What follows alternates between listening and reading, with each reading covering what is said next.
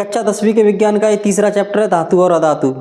इस चैप्टर के जो महत्वपूर्ण प्रश्न हैं उनमें से तुम्हें पूरे भी नहीं करने पड़ेंगे, 2-3 प्रश्न बस गिने चुने प्रश्न हैं, वो तुमने कर लिए तो यहाँ से तुम्हारे पास होने की व्यवस्था लग जाएगी, या फिर तुम्हें इम्पोर्टेंट क्वेश्चन ही करने हैं प्रत्येक चैप्टर के।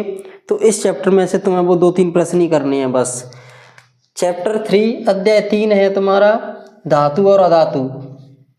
धातु और अधातु में सबसे पहले प्रत्येक चैप्टर की तरह परिभाषा, मैं परिभाषाओं को बहुत महत्व देता हूँ क्योंकि इन परिभाषाओं से तुम्हें आगे भी जानकारी रहेगी। तुम किसी भी एग्जाम की आगे प्रिपरेशन करोगे या फिर मान के चलो कि आगे तुम्हें पढ़ाना ही पड़े, अगर तुमने पढ़ाना भी स्टार्ट किया तो फिर जो डेफिनेशन होती हैं, परिभाषाएं होती हैं, वो बहुत महत्व रखती हैं।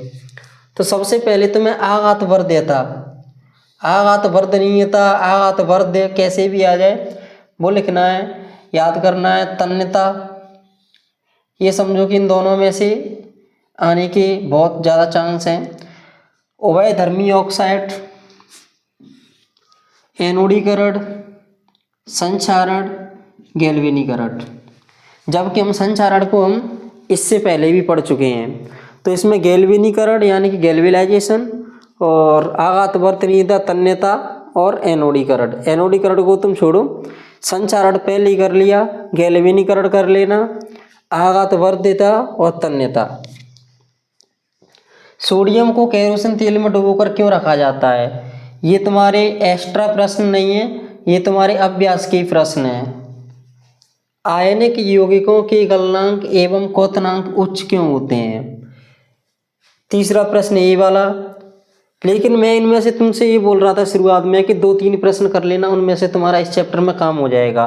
तो वो प्रश्न पहले तो ये परिभाषा वाला प्रश्न है, आघात वर्ध्य, तन्यता और गैल्वेनीकरण। संक्षारण तुमने पहले पढ़ लिया, ये भी इसमें इंक्लूड है। सोडियम को केरोसिन तेल में डुबोकर क्यों रखा जाता है? दूसरा प्रश्न ये करना है। एक है भौतिक गुणों के आधार पर धातु और अधातु में अंतर। धातु और अधातु में अंतर कर लेना। एक अंतर करने से तुम्हारे 2 प्रश्न और बन जाते हैं, उनको मैं लास्ट में बताऊंगा कैसे बन जाते हैं, और पेपर में आते भी हैं, ऐसा नहीं कि आए नहीं। तो एक ही प्रश्न है, ये कर लेने हैं, यहाँ से तुम्हें एक प्रश्न मिल जाएगा और पूरे कर लोगे तो अथवा सहित मिल जाएगा गारंटेड। रासायनिक गुणों के आधार पर धातु अधातु में अंतर।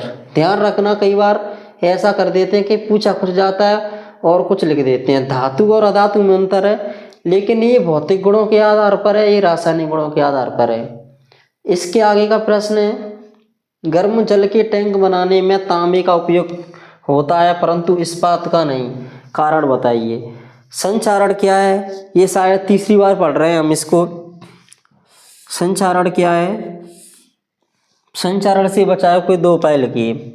संक्षारण से बचाव का एक उपाय तो तुम्हारा यही है, गैल्वेनीकरण। अगर तुम गैल्वेनीकरण को याद कर लेते हो तो संक्षारण का बचाव का एक उपाय तुम्हारा हो जाएगा।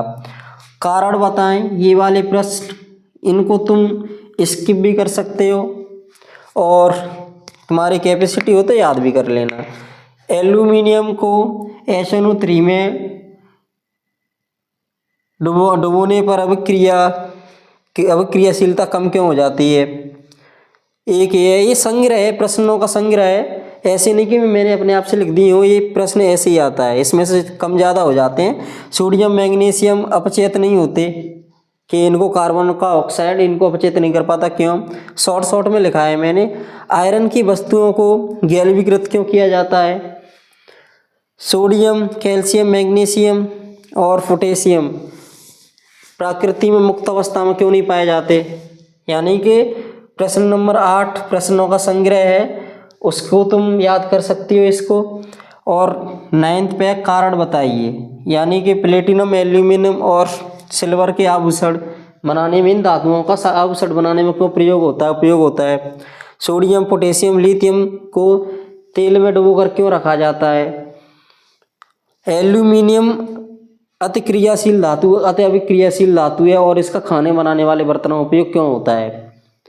कार्बोनेट, अयस्क, ये वाला प्रश्न। एक प्रश्न और इसमें, लास्ट वाले में 5 प्रश्नों का संग्रह है और इसमें से तुम कुछ छोड़ भी सकते हो, लेकिन जो मैंने बताया है ना वो तुम्हें करने ही है। अब मैं बताने वाला था इसमें कि भौतिक गुणों के आधार पर और रासायनिक गुणों के आधार पर अंतर करोगे तो उसमें से दो दो प्रश्न कैसे बनेंगे। मान के चलो कि तुम लिख रहे हो धातु और अधातु में अंतर।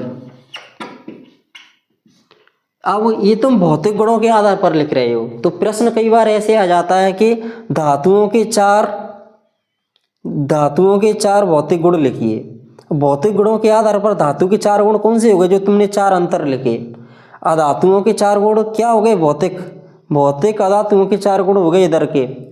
अब तुमने याद किया है अंतर रासायनिक गुणों के आधार पर, तो धातुओं के चार रासायनिक गुण इधर के हो गए, अधातुओं के चार रासायनिक गुण इधर के हो गए। यानी कि जो तुम्हारे अंतर के पॉइंट है ना, वही तुम्हारे गुण हो जाएंगे, विशेषताएं हो जाएंगी।